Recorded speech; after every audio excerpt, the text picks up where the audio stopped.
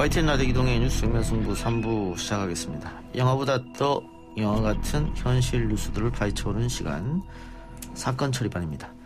뉴스 정면 승부의 사건 처리반장 배상훈 프로파일러, 그리고 사건 처리반은 MC 장훈 두 분 나왔습니다. 어서 오십시오. 안녕하세요. 네, 안녕하세요. 반갑습니다. 지난주 첫 방송하고 네. 반응은 MC 장훈은 왜 나왔나? 아, 그랬나요? 네. 저도 그럴 것 같아서 두려워서 그 댓글을 잘 보지 못했습니다. 그랬군요. 역시나 예상과 똑같이. 예. 물론 뭐 사건 처리반이기 때문에 우리 네. 반장님께서 주도적으로 풀어줍니다만은. 네. 양념 옆에서 잘. 알겠습니다. 반원으로서 최선을 다하도록 하겠습니다. 알겠습니다. 자, 오늘 처리해볼 사건은 N번방 관련 이야기네요. N번방 관련한 법원 판결이 또 하나 나왔다고 하는데 어떤 겁니까? 네, 올해 초 이 대한민국을 뒤흔들었던 이 N번방 사건 다들 기억하실 겁니다. 해외 모바일 메신저인 텔레그램을 통해서 미성년자를 포함한 일반 여성들을 상대로 한 성착취 영상이 대대적으로 공유되고 판매된 디지털 성범죄 사건인데요. 가해자들은 피해자들의 성착취 영상을 올리는 것은 물론 이들의 신상 정보까지 모두 공개해 이 피해자들이 자신들에게 복종할 수밖에 없도록 했던 아주 극악무도한 사건이기도 했습니다. 그런데 말입니다. 오늘 그 N번방의 통로 역할을 했던 이거 아까 우리 작가가 시키던데 네. 잘해달라고. 요거를 최대한 살려서 해달라고 우리 작가님이 새로 오셔서 지금 의욕이 넘치시거든요. 근데 분위기상 이거 살리기가 조금 어려웠는데 다시 가보도록 하겠습니다. 그래도 작가가 해달라고 했다고 또 노력하네요. 네, 다시 가겠습니다. 그런데 말입니다. 오늘 그 N번방의 통로 역할을 했던 왓츠맨 전모 씨에게 법원이 징역 7년을 선고했습니다. 또 그런데 말입니다. 이 7년 왠지 부족하게 느껴지는 건 저만 그런 걸까요? 예. 네. 자, 배상훈 교수는 어떻게 생각합니까? 징역 7년이 나왔다. 일단 과거보다는 많이 형량이 나온 것 같아요. 과거라고 하면 보통 이제 벌금형 정도였었고, 근데 이제 다른 박사라든가 각각 같은 걸 비교해 본다면은 상당히 적은 부분인 거고, 이 범죄에 대해서 실제로 이 범죄는 범죄 단체 조직이라든가 아니면 이 범죄 자체가 저는 뭐 링범죄라고 규정할 수 있는 건데, 그리고 이런 사람들을 트레이더라고 하는데, 이런 사람들의 조직 구조에서 흔히 왓츠맨은 중간 행동책입니다. 상당히 중요한 형태의 역할을 하는 사람들인데, 그러니까 이 범죄를 제대로 파악하지 못한 상태에서 기존에 있는 방식으로 처리해 버리니까 겨우 7년. 그러니까 실제로 박사나 각각보다는 더 중요한 역할을 했을 수도 있는 존재인데 7년이면은 이 범죄에 대한 정확한 해석이 잘 안 되지 않았나라고는 아쉬움이 존재합니다. 예. 이 문영욱이 가까시죠? 예. 이 문영욱은 얼마나 판결이 난 겁니까? 검찰은 아마 무기징역을 구형했던 것 같아요. 예. 20년? 그죠. 20년. 제 기억하는 그렇습니다. 기억습니다. 그러니까 거기에 비하면 7년이면 상당히 낮은 게 아니냐? 오히려 역할은 왓츠맨이 더 핵심적 역할이라는 주장을 하는 수사 전문가도 있습니다. 예. 알겠습니다. 조주빈 같은 경우에는 신상이 공개됐었죠. 예, 그렇습니다. 공개됐었고 지금 이 왓츠맨 어때요? 신상 공개를 신청하지 않았습니다. 이거는 신상 공개를 수사 단계에서 신청을 해야 되는 겁니다. 성폭력 방지법에 의하면은 만약에 이게 기소 단계에 재판이 들어가면은 이건 재판의 당사자이기 때문에 공개할 수가 없습니다. 그러니까 이거 자체가 글쎄요. 상당히 아쉬운 부분은 그 이전에 일괄적으로 다 신상 공개를 청구해서 하는 것이 적절하지 않을까라고 했었지만은 소수만 공개되고 전체적으로 공개가 안 된 거죠. 그러니까 이게 과연 신상 공개에 뚜렷한 기준이 있느냐, 뭐 그런 것도 논란이 좀 되는 것 같아요. 그렇죠. 그래서 이제 말하자면 진짜 핵심적인 인물을 놓치고 흔히 말하는 겉으로 나타난 존재들만 공개한 거 아니냐. 그럼 진짜 주범들은 도망간 거 아니냐. 그러니까 얼굴 공개로부터.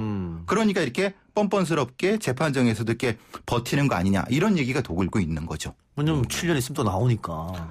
이건 1심입니다. 이거 깎이지 않겠습니까? 우리 판사님들. 깎일 것이다? 예. 왜냐하면 합의도 하고 여러 가지 하면 5년 안쪽으로 가면은 나이가 몇 안 되겠다. 30살입니다. 이거 금방 나오죠. 이 사람. 신상 공개도 안 된 상태에서. 7년도 부족하다고 많은 사람들이 느끼고 있는데 이것마저도 이제 구형은 그랬고 이제 선고가 더 적게 나온다 그러면 국민적으로 많은 분들이 좀 반감을 가지실 것 같은데. 그렇죠. 알겠습니다. 좀 됩니다. 자, 이 전모 씨 같은 경우는 피해자를 멸시하는 그런 태도도 했다고 하는데 이 전모 씨가 재판을 앞두고 어떤 행동을 했었습니까? 네. 제가 또 준비를 해왔습니다. 그간 전모 씨가 제출했던 반성문 총 19차례였다고 합니다. 어허. 그런데 문제는 이 반성문의 내용인데요. 예? 재판부는 전 씨가 죄의식을 전혀 느끼지 못하고 있고 이 진정성이 의심된다. 이 공권력을 조롱하는 태도까지 보였다라고 판단을 하고 있습니다. 예. 전 씨가 재판을 앞두고 이 한 주장들을 한번 살펴보면요. 예. 그동안 범행을 통해 얻은 금전적 이익이 10만 원 남짓밖에 되지 않고 이 링크를 옮기기만 했을 뿐 단순한 작업만 했을 뿐 영상을 직접 게시한 건 아니라고 이 주장을 해오고 있습니다. 물론 재판부는 이에 대해서 이 전 씨가 수익을 올리기 위해 배너 광고를 신청한 점 등을 들면서 수익 자체가 적다고 해서 이 영리 목적이 없다고 볼 수는 없다고 반박한 것으로 알려져 있습니다.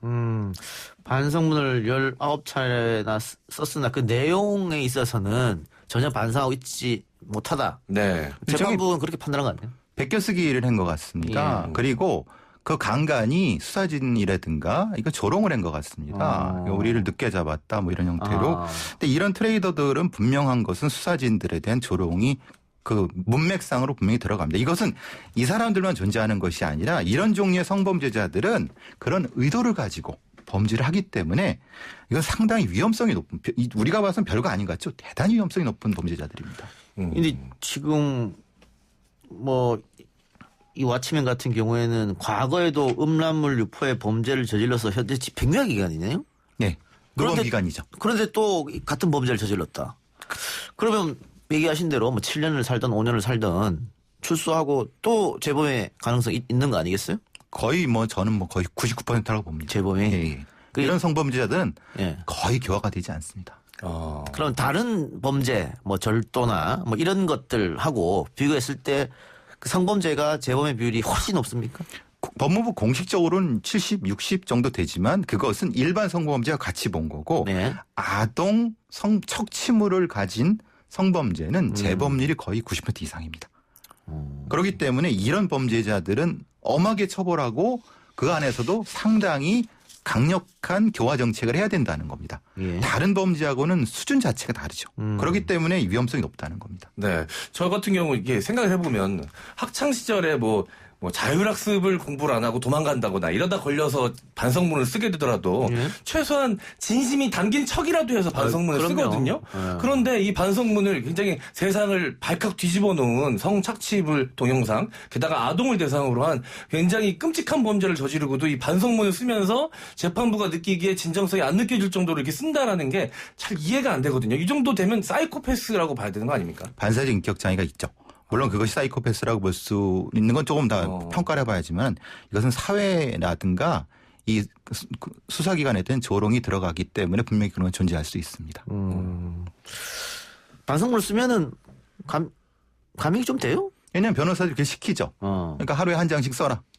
그 박사 같은 경우 매일 한 장씩 썼고 그래서 한 장밖에 안 씁니까? 수십 장, 그러니까 하루에 하나씩, 그러니까 한 장이라는 게 하루에 한 건씩 쓴 거죠. 예. 수십 장을 썼는데 이게 이제 기계적으로 예전 같은 경우 한 장당 얼마씩 해서 기계적으로 판사들이 감형해 줬던 우리 기억을 가지고 있지 않습니까? 그런 것을 아마 보고 배운 것 같습니다만은 이게 이제 시대가 많이 바뀌었죠. 선처해달라고 호소하면서 핑계만 자꾸 댔기 때문에 그렇죠. 재판부가 이런 반성문을 안 쓰게 낫지 않냐 이렇게 얘기한 것 같고요. 알겠습니다. 근데 이게 검찰이 원래 3년 6개월을 구형했었더라고요. 예. 그러다가 여론이 뭐 하는 짓이냐 이랬더니 10년을 높인 건데 그러면 우리 검찰이 그냥 과거에 어떤 자기들 수사하고 이랬던 거기만 생각하고 성착취 피해자들 너무 생각하는 거 아니야 이런 또 지적이 있더라고요. 그러니까 타성적으로 그러니까 수사진 중심문의 수사를 했을 가능성이 있다는 겁니다.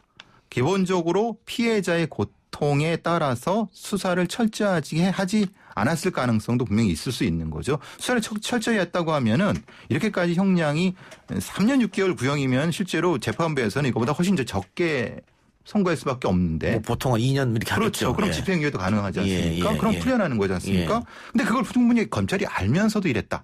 라고 하면 이거 직무유기가 되는 거고 설마 알면서 그러지는 않았을 테지만 그만큼 중요성을 인지감성이 떨어지지 않았나 이런 생각이 듭니다. 아니 처음에 3년 6개월 구형했던 것도 놀라운 일이지만 여론이 안 좋다고 다시 7년을 한 것도 또 놀랍습니다. 아니 이 구형이 경매도 아니고 국민이 낙찰할 때까지 높이는 것도 아니고 처음부터 좀 적정한 수준의 구형을 해야 되는 건 같은데 이 국민들의 이 성범죄에 대한 사회적 감수성은 하루가 다르게 높아지고 있는데 이 저번에 그 손정우 미국 송환 불허한 법원 판결도 그렇고 이 사법부나 검찰의 이런 사회적 이 성인지 감수성 같은 것들이 좀 국민들과는 좀 결여되어 있는 것이 아닌가, 유리되어 있는 것이 아닌가라는 좀 생각이 듭니다.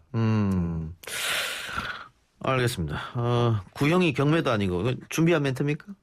여기 적혀 있는데 보셨어요? 네, 따박따박 적어왔습니다. 예.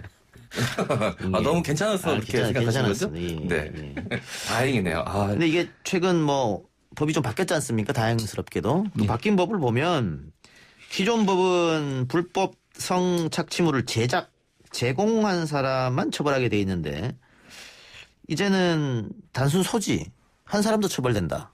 네, 그렇습니다. 이 아동 성착취물 등을 제작하고 유포한 이 박사방 사건이 터지면서 성착취물 소비자를 처벌하라는 청원이 잇따르고 있습니다. 그러자 이 국회가 2달도 안 돼서 이 성폭력 처벌법을 개정하게 되면서 성착취물 등 이 불법 촬영물을 소지한 피의자를 처벌할 수 있게 됐는데요. 올해 3월부터 8개월간 아동 청소년 성착취물 등을 소지한 혐의로 1,300여 명이 검거돼서 이 처벌을 앞둔 것으로 확인이 됐습니다. 예. 그러면 소지가 아니고 단순히 봤다, 보기만 했다. 이 경우도 처벌됩니까? 근데 이제 우리 컴퓨터의 시스템상 볼 수만 없죠. 왜냐하면 거기에 다운로드가 될 수밖에 없는 거죠. 다운을 해야 볼 수 있으니까. 해야 보니까. 어쨌든 램에 들어갈 수밖에 없는 거고 클릭을 할 수밖에 없는 거고 그러니까 그것 때문에 이제 이 법이 만들어진 거죠. 그 성착취물 혹은 또 미성년이 나오는 것은 그냥 단순하게 그냥 스트리밍으로 볼 수는 없고 다운받아야 되는 그런가 보죠? 이게 이제 핵심적으로 이 문제는 뭐냐면 기억날지 모르겠지만 헤비 업로더라고 기억나시죠? 양진호 관련된. 심각하게 거기에 상당히 많은 아동 착취물이 있을 것이라는 추정이 있었고 실제로 그게 문제가 됐거든요. 그러니까 그 온상을 접근해야 되는데 접근할 법적 방법이 없었던 겁니다. 이제 그걸 만들어 갖고 접근하려고 이제 그렇게 된 거죠. 어쨌든 이 제작하는 사람들은 그걸로 돈을 벌려고 하기 때문에 스트리밍을 하면 돈을 못 버니까 다운을 받아라 이거군요. 그 최근에 이 엠번방에서 2,200여 개의 성착취 영상물을 구입한 이것도 결국은 돈을 주고 혹은 뭐 비트코인을 사서 다운을 받은 사람일 거 아니에요. 그러니까 소지가 되는 걸 테고. 그런데 이 2,200여 개의 성착취물 중에서 아동 성착취물도 포함됐다고 하는데 집행유예 받았어요? 이거 뭐 미국 같으면 몇십 년 살아야 되는데 이게 너무 약한 거 아니냐? 아직도. 미국은 한 개당 5년입니다. 한 개당 5년이라고요? 그러니까 한 번만 손정우 사건에서 한 번 다운 하나 받았는데 5년 받았습니다. 그럼 2,200을 곱하면 얼마나 나오죠? 500년 나오나요? 500년 정도 나옵니다. 진짜 미국에서 이렇게 이 정도 2,200이면 진짜 500년 나옵니다. 이게 우리랑 이게 상상을 초월하는 그 형량 차이입니다.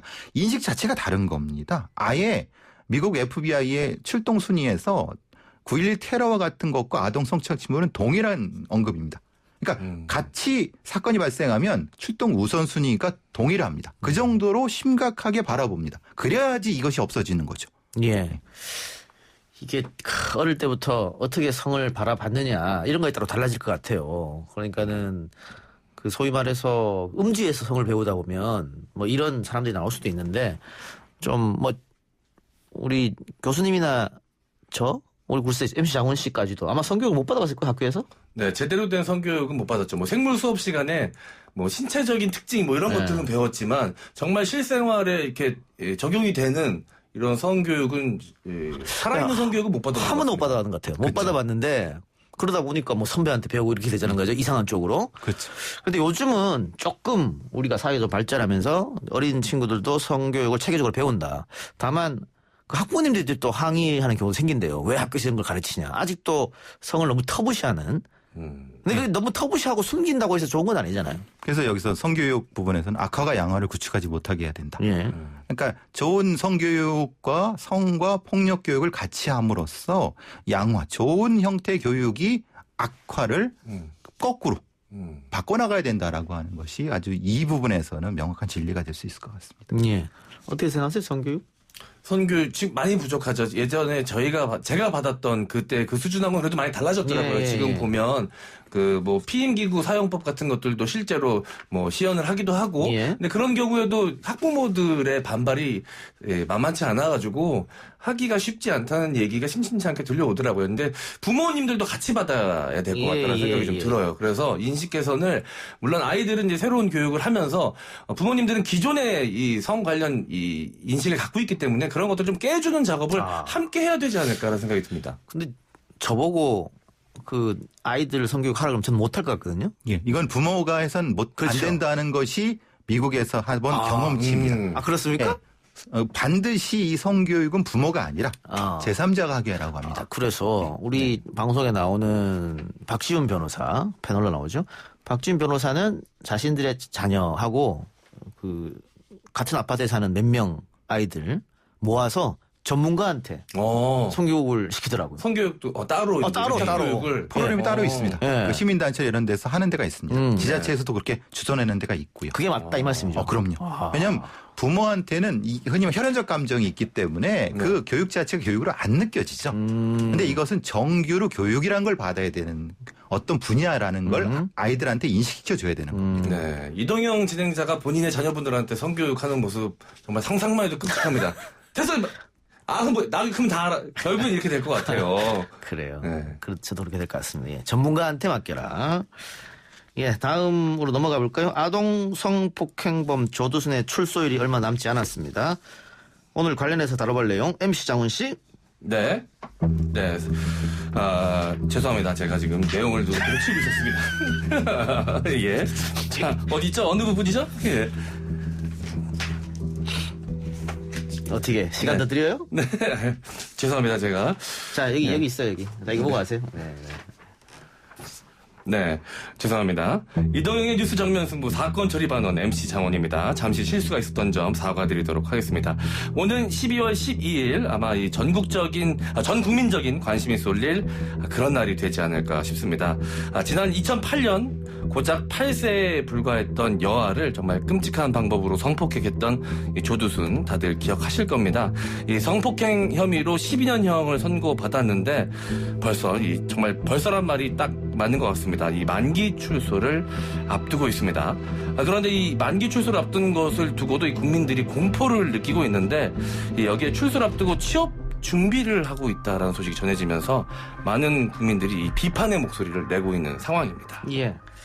자, 이 사건은 일단 검찰이 기소할 때 잘못 실수를 하는 바람에 형이 많이 나오지 못했습니다. 그러다 보니까 너무 빨리 출소를 하게 돼서 많은 분들이 걱정을 하고 있는데 아까 교수님 말씀에 의하면은 성범죄자, 특히 아동을 대상으로 한 성범죄자는 재범률이 상당히 높다고 하셨잖아요. 딱 그 사건이란 말이에요. 예, 그렇습니다. 그래서 걱정이 많은 것이고. 근데 일각에서는 그럼 나와서 일자리를 잡아야 오히려 딴 생각 안 할 거 아니냐 이런 얘기도 해요.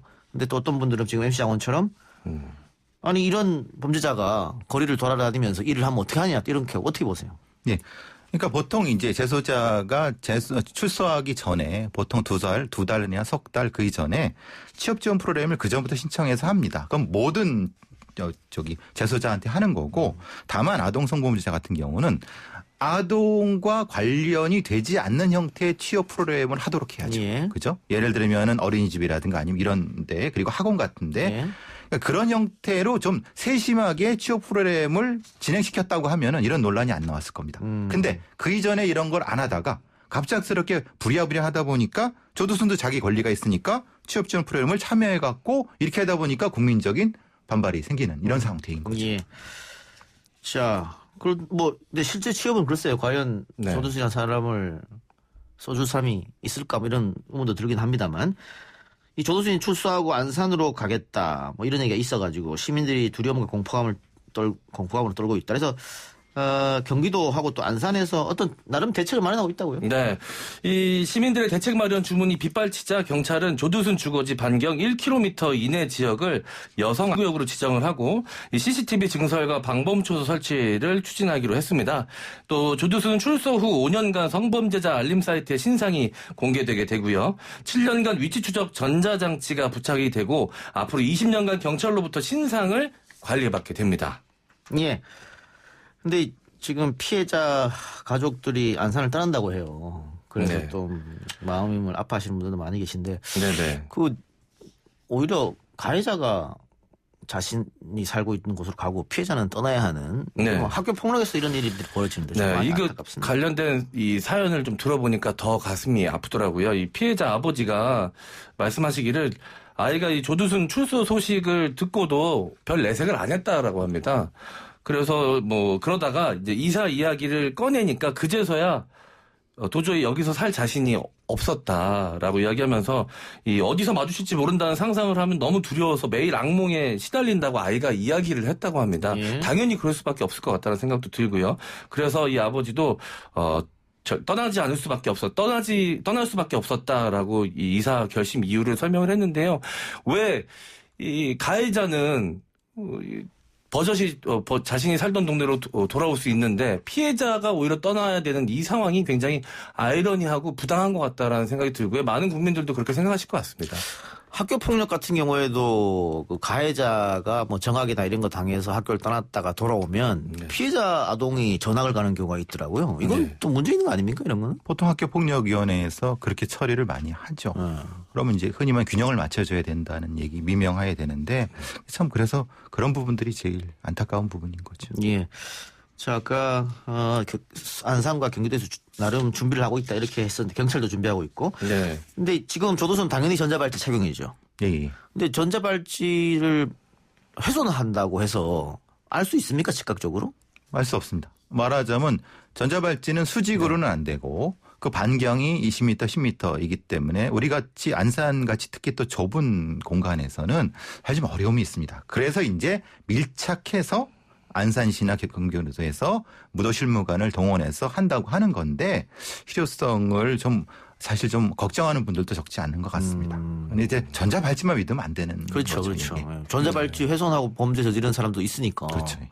근데 어쨌든 경찰이 뭐 쉽게 말하면 순찰 한 번 돌고 두 번, 네. 세 번 돌겠다 이런 거지 않습니까? 네. 예. 네. 근데 이 CCTV 설치도 그렇고 전자발찌도 그렇고 사실 따지고 보면 국민들이 굉장히 예민한데 이게 결국은 사후 조치의 일환 아니냐. 일이 벌어지고 피해자가 생기고 나면 그때 가서 CCTV하고 전자발찌가 무슨 소용이냐 이런 생각들을 많이 가지고 계시더라고요. 그래서 이 불안감이 더 높아지고 있는 것 같고 조두순의 일거수일투족에 당연히 관심이 쏠릴 수밖에 없을 것 같습니다. 예. 알겠습니다. 자, 문자로 6635님께서 방송에 집중하고 정신 차리세요 이렇게. 네. MC 장원 씨한테 따끔한 지적을 아, 해주셨어요. 저한테 하신 말씀이십니까? 그럼 역시 누가 실수한 사람이십니까? 죄송합니다. 예. 제가 잠시 착오가 있었습니다. 예, 예. 예. 자, 우리가 이런 일을 볼 때마다 뭐 화학적 거세 이런 얘기 나오잖아요. 조두순은 그거 안 됐죠. 예, 그건 검사가 신청을 해야 됩니다. 이제 이 사건은 다들 끔찍해 하잖아요. 우리 모든 국민들이. 예. 왜 안 했을까요? 그 당시에는 그 부분에 대한 인지 감수성이 많이 떨어졌죠. 우리 사법기관에서. 이게 2011년도 도입돼서 9년 동안 총 49명밖에 없었네요. 그런데 이 범행은 2008년도에 일어났죠. 그럼 이게 전이네요, 제도가. 네, 그렇죠. 네. 교수님 생각했을 때 이 제도는 뭐 인권 문제로 논란이 되긴 했었는데 범죄를 예방하는 데 도움이 됩니까? 예, 일단은 도움은 되는데 문제는 지속성의 문제에 있습니다. 지속적으로 약물을 주입해야 되는데 언제까지 주입할 거냐? 병원을 계속 다니면서 예, 예. 한 번 뭐 약물 주입하다 되는 게 아니군요. 그거 아닙니다. 한 달, 두 달에 한 번씩 꾸준히 계속 주입을 해야 됩니다. 병원 안 가면 어떻게 해요, 그러면? 그러니까 안 갔을 때 어떻게 또 처벌해야 되냐? 또 그 비용은 누가 될 것이냐? 언제까지 할 것이냐? 그리고 딱 약물을 끊었을 때 범죄성이 갑자기 팍 증가했을 때 그걸 누가 책임질 것이냐? 이런 부분들이 상당히 많이 고민이 돼야 되는 거예요. 알겠습니다. 오늘 두 말씀은 여기까지 듣고 다음 주에 또 뵙기로 하죠. 지금까지 배상훈 프로파일러 개그맨 MC 장원 씨였습니다. 고맙습니다. 감사합니다.